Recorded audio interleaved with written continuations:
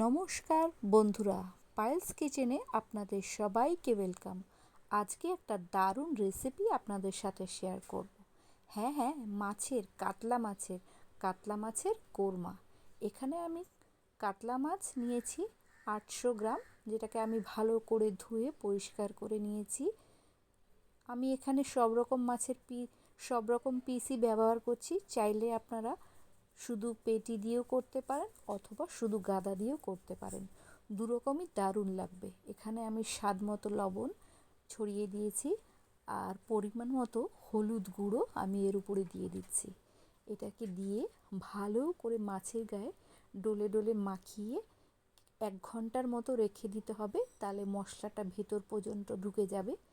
তার ফাঁকে আমি শুকনো খোলায় একটু ধনিয়া, একটু গোলমরিচ, একটু সাদা জিরে আর গোটা গরম মশলা ভালো করে শুকনো খোলায় ভেজে নেব। ওটাকে আমি গুঁড়ো করে রেখে দেব। এবার কড়াইয়ে একটু সাদা তেল দিয়ে তার মধ্যে বড় বড় ডুমো ডুমো কাটা পেঁয়াজ আর 9-10 পিস কাজু আর আদা রসুন গোটা গোটা, আদাগুলোকে একটু স্লাইস করে নিয়েছি আর রসুনগুলো গোটাই রেখেছি।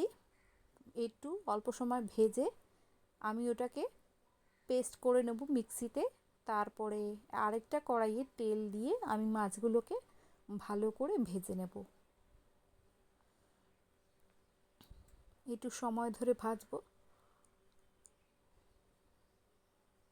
মাছ ভাজা আমার হয়ে গেছে, আমি মাছগুলোকে একে একে তুলে নিচ্ছি।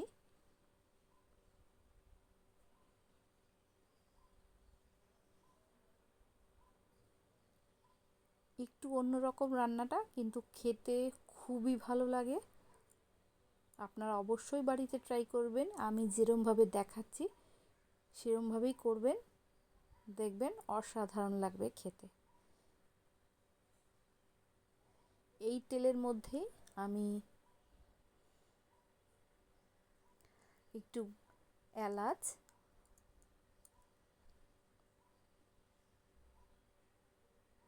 আর তেজপাতা একটু ভেজে নেব।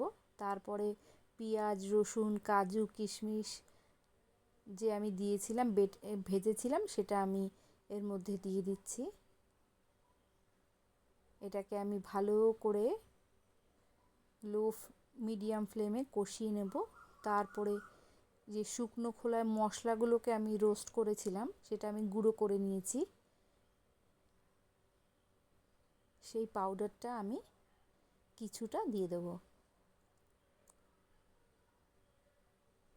দিয়ে ভালো করে এটাকে আমি নাড়িয়ে চাড়িয়ে তেল বেরোনো পর্যন্ত ভালো করে কষাবো। তারপরে স্বাদ মতো লবণ দিয়ে একটু কাশ্মীরি লঙ্কার গুঁড়ো অথবা লঙ্কার গুঁড়ো, যে কোনো লঙ্কার গুঁড়ো পরিমাণ মতো দিলেই হবে।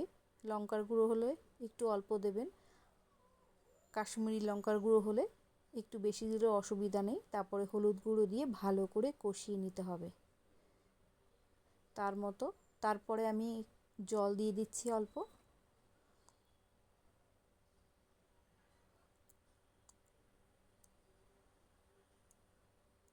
তারপরে চিনি দেব।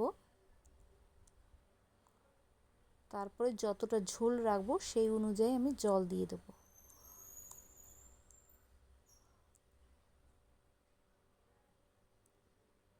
ঝোলটা ফুটে আসলে আমি একে একে ভাজা মাছগুলো এর মধ্যে দিয়ে দেবো।